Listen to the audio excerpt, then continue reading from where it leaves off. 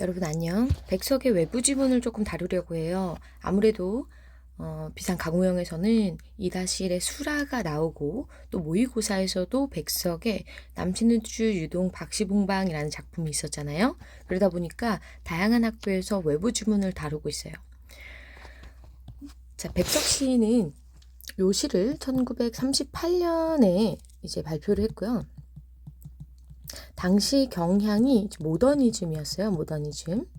자, 그러다 보니까 양장을 입고 되게 다양한 이제 외국의 문학을 접했겠죠. 그죠? 그러다가 보니까 요 나타샤와 흰 당나귀, 이 나타샤는 이제 러시아 여자의 이름이에요. 그러니까 조금 백석 자체가 어떤 이국적인 것을 약간 원하는 좀 이국적인 어떤 문화에 대해서 다양하게 접하는 그런 상황을 겪었다라고 볼 수가 있습니다. 그래서 전반적으로 조금 내가 처한 상황보다 더 나은 어떤 것들을 바라는 마음이 좀 내재되어 있다라는 걸 깔아두고 이 시를 이해하면 좋을 것 같아요.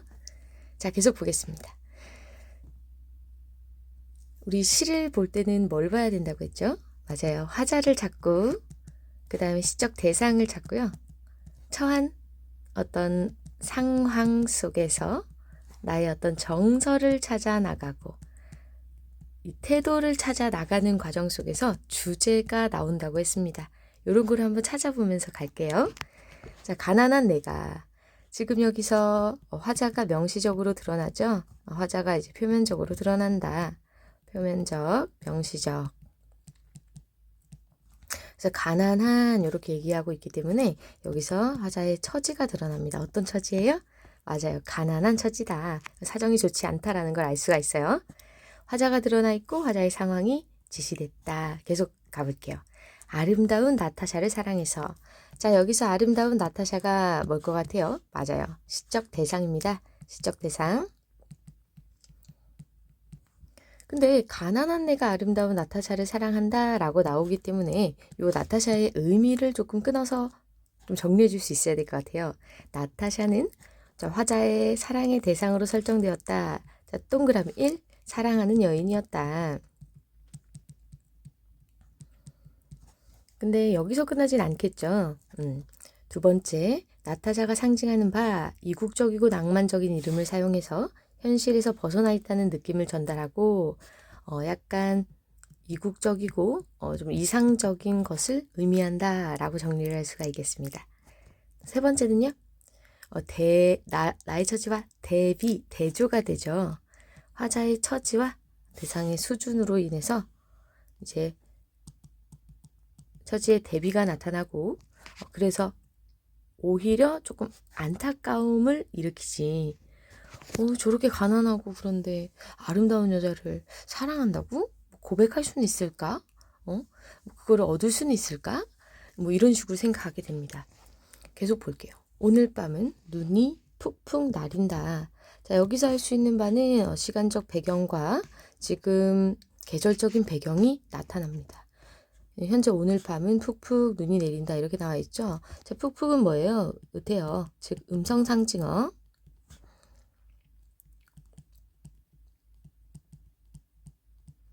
우리 항상 단어의 반복은 운율을 형성하기 때문에 이 푹푹도 이 푹푹 이런 것 때문에 운율 형성 요소로 기능을 합니다.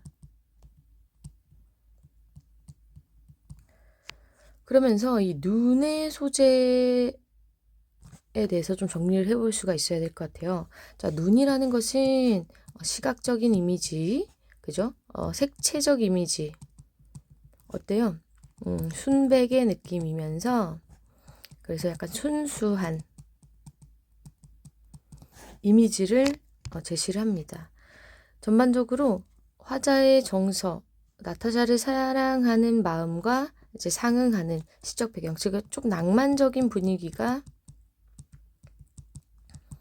형성된다라는 것이고요. 이런 눈이 탐스럽게 푹푹 내리는 밤은 순수한 사랑 앤드 좀 그리움의 정서를 유발하는 어떤 배경이다. 이렇게 볼 수가 있겠습니다. 의태어의 사용으로 생동감, 생생한 효과까지 주고 있죠. 나타샤를 사랑은 하고, 자, 여기서 보조사 은이 쓰였는데요. 이제 사랑은 하고라고 해서 어떤 어감의 차이를 유발했어요. 즉, 살짝 뭐 장애물이 있는 이런 상황을 얘기를 하면서 그 사랑이 현실에서는 아직 뭐 100% 완성이 되진 않았다라는 느낌을 준다. 요런 부분을 조금 기억을 해 주셔야 될 것 같아요.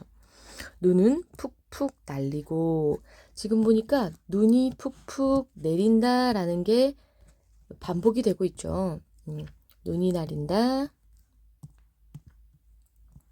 네, 푹푹 날리고. 여기서 날리고의 느낌을 어떻게 해석을 할 수 있을까요? 이렇게 우리가 이렇게 지나가는데 눈이 막 날려, 그지? 그러면 그렇게 긍정적인 분위기는 아니겠죠? 여기서의 눈은 살짝 어떤 시련의 의미, 그리고 조금 어떤 정서가 좀 고조되고 심화되는 느낌을 조금 준다라고 보셔야 될 것 같아요. 자, 그런 게 바로 뒤에서 이어집니다. 나는 화자의 처지, 혼자 쓸쓸히 앉아, 쓸쓸하고 고독하다라는 느낌을 지금 주고 있고요. 거기서 소주를 마신대요. 소주를 마신다. 그럼 소주의 어떤 의미는 뭐겠어요? 외로움은 달래는 구실을 하는 소재다. 위로를 해주는 소재다. 위로의 수단이다. 우리 어른들은 술을 마시면서 삶을 조금 달래죠. 화자의 외로운 상황이 제시된다. 선생님은 술을 별로 좋아하지 않는데 어렸을 때는 많이 좋아했어요. 근데 이제는 굳이 술로 뭔가를 달래지 않아도 아기 보기 바쁜 거지, 그지? 술 먹으면 정신이 이제 혼미해지기 때문에 몸이 굉장히 피곤하거든요. 이제 그래서 솔직히 그런 고통, 그런 것들이 더 짙어지는 것 같아요. 굳이 마실 필요가 없다. 어쨌든 소주를 마시며 생각을 한다라는 게 나와요. 자, 전반적으로 어떤가요? 자신의 어떤 처지에 대해서 지금 얘기를 해주고 있죠. 그럼 전반적으로 어조가 어떻다? 어떤 독백적인 어조. 이런 것들이 나타납니다. 자, 이런 어조는 다른 작품들에서 공통점을 찾을 수 있어야 돼요.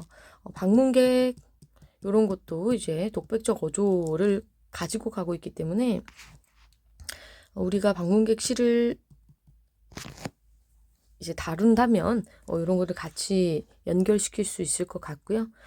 저 뒤에 흰 바람벽이 있어. 흰 바람벽. 남신우주 이런 것도 전부 다 자신의 처한 상황을 얘기해주고 있기 때문에 전부 약간 독백적 어조가 들어간다라는 걸 이제 공통점으로 가지고 가야 되겠습니다. 자, 생각한 내용이 나와요. 나타샤와 나는 나타샤와 내가 눈이 푹푹 쌓이는 밤 이런 것도 계속 반복이죠. 시간적인 배경, 시간 계절적인 배경. 흰 당나귀를 타고 산골로 가자. 출출이 우는 깊은 산골로 가. 마가리에 살자. 이렇게 얘기하고 있어요. 자, 지금 우리가 봐야 되는 소재는 산골이랑, 그죠? 깊은 산골, 그 다음 마가리, 이렇게 봐야 되겠습니다. 그럼 뭘 타고 가요? 오케이, 흰 당나귀. 자, 흰색은 시각적인 이미지, 지금 약간 이상과 관련된 어떤 이미지가 되겠지. 그지? 그러면 어떻게 해석을 할 수 있을까요? 나타샤와 나, 사랑하는 나타샤와 어디를 가고 싶다? 산골로 가고 싶다 하고 있습니다. 요게 바로 우리가 가고자 하는 어떤 이상, 지향점이 되겠죠. 그죠? 깊은 산골, 아주 좀 깊은 산골. 깊은 산골은 뭐예요? 눈이 푹푹 쌓이는 밤 했기 때문에 여기에서의 눈은 현실과 멀리 동떨어진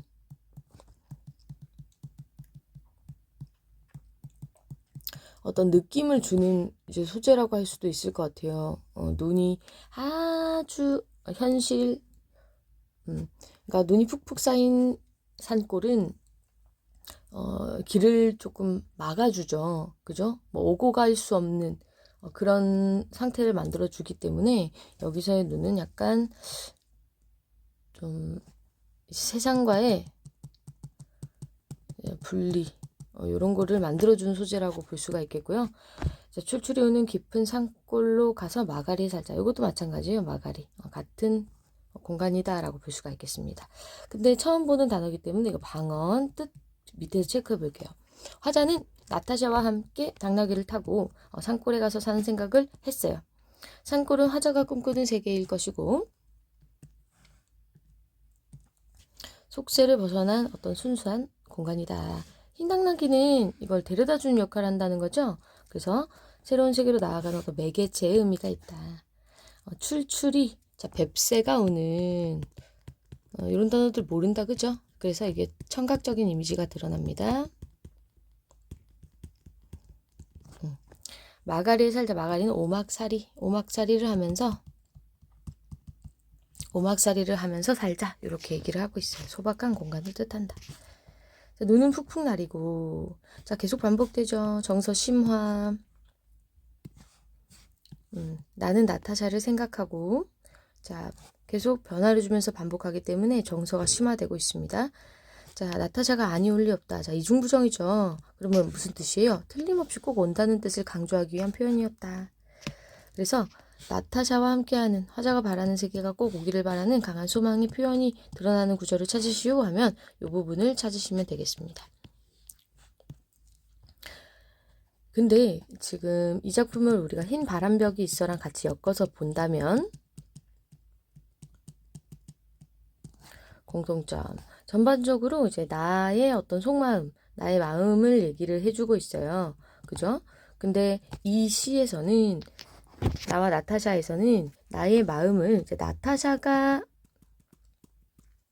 이제 전해주는 것처럼 지금 얘기를 하고 있는데 흰 바람벽이 있어 같은 경우는 이게 흰 바람벽에 글자가 나타나서 나에게 얘기를 해주는 것처럼 표현한다.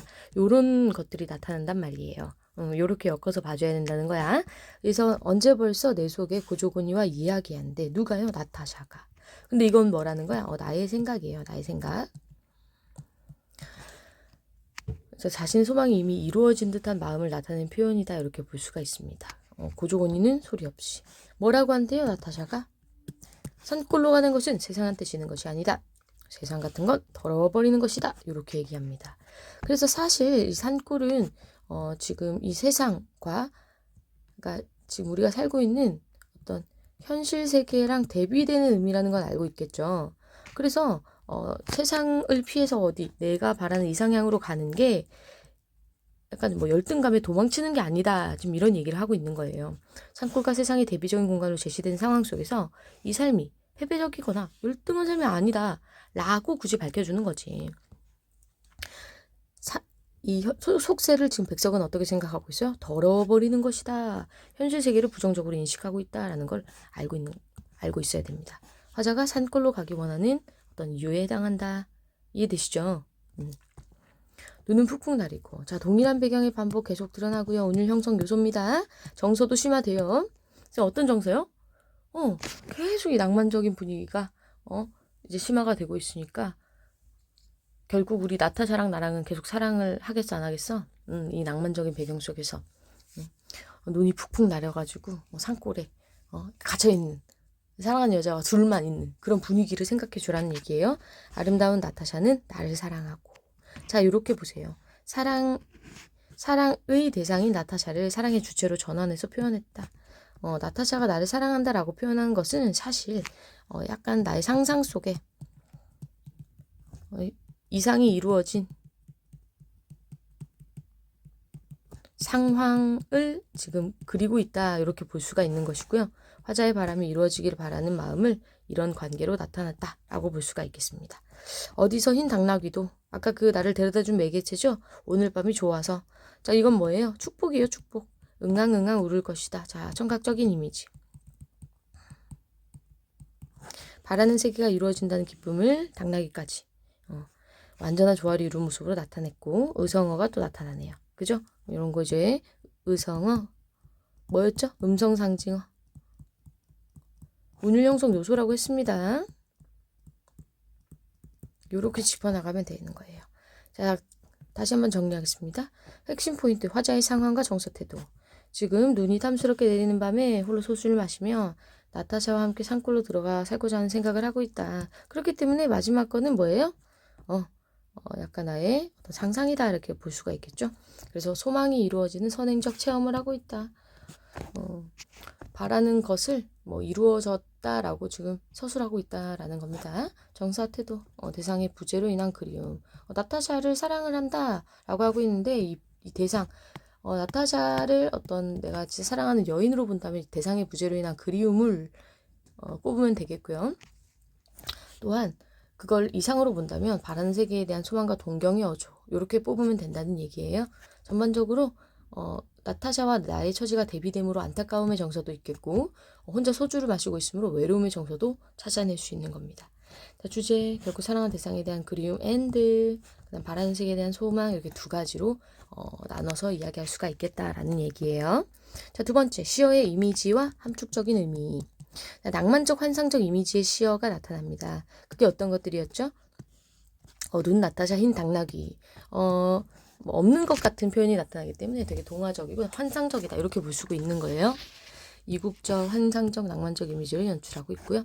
이런 시어들은 화자가 어떤 현실과 되게 동떨어진 상황에 있다라는 걸 암시까지 해주는 거예요. 생각해 보세요. 여러분들이 막 지금 공부를 하면서 시를 썼다고 생각해 보세요. 우리가 당장 스카이를 원하지만 이제 갑자기 어떤 애는 뭐 현실과 좀 유리되어 있는 거야. 막 하버드대 막 이런 걸 원하는 어떤 시를 쓰는 거지. 그렇게 봤을 때 아하 지금 내가 처한 상황과는 조금 현실을 이렇게 100% 수용한다기보다는 뭔가 환상적인 뭔가 더 이상향을 바라는 그런 메시지가 들어가 있다. 이렇게 비유해 볼 수도 있을 것 같아요. 자, 색채 이미지의 사용, 흰눈, 흰 낭닭이, 흰색 이미지가 나타나고 순수의 이미지를 좀 강조합니다. 자, 눈 내리는 배경, 아까 그림의 정서 유발하고 또 외로움을 부각해주는. 자, 왜 그래요? 홀로 있는 화자의 외로움을 어떻게 부각할 수 있어? 눈이라는 것은 오갈 수 없는 그런 이제 상황을 만들어 버리잖아요, 그죠? 흰 당나귀 아까야 새로운 세계를 이끄는 매개체였다. 자, 표현상 특징. 배경과 정서가 서로 조응하고 있다. 그리움, 어떤 낭만적인 분위기가 조응하고 반복과 변주가 대표적이었습니다. 시상전개의 변화를 조금 주면서 이런 걸 가지고 좀 점층적인 의미를 가지고 간다라고 해도 될까요? 나쁘진 않죠. 점점 더 그리운 마음이 이제 커지고 마지막에는 그게 이루어졌다라고 얘기하고 있기 때문에 충분히 가능해요. 시어의 대립적 이미지를 활용해서 형상하고 있다. 괜찮죠? 사투리 사용, 향토적 정서 이거 무조건 가져가야 되고요. 음성상징어의 사용으로 정서 효과적으로 생동감 있게 드러내고 있다. 이렇게 보면 이제 마무리될 수 있을 것 같습니다. 자, 이어서 우리 흰 바람벽이 있어까지 볼게요.